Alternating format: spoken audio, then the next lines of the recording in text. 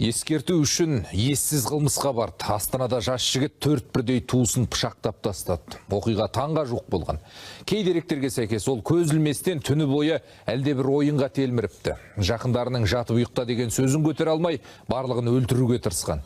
Қаскөй қолынан бір адам қаза тауып қалған ауруханаға түсті.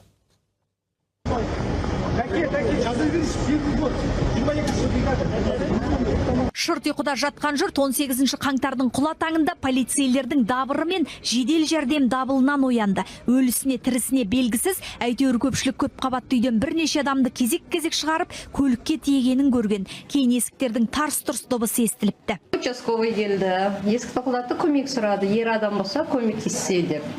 Сосын не болды деп, ножевое ранение деді. Күйеуім жұмыста жоқты.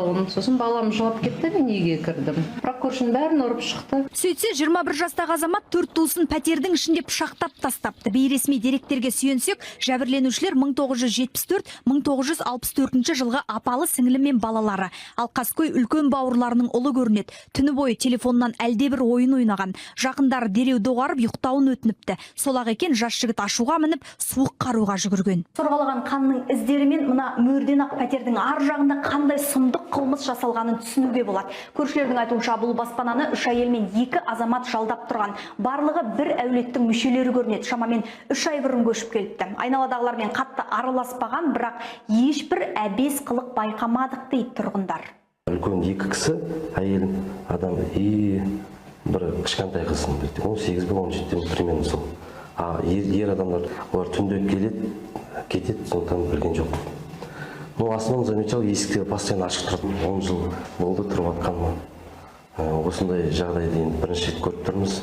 Өзімізді шоктамыз, былай айтқанда. Балаларымды үйден шыға алмай отыр.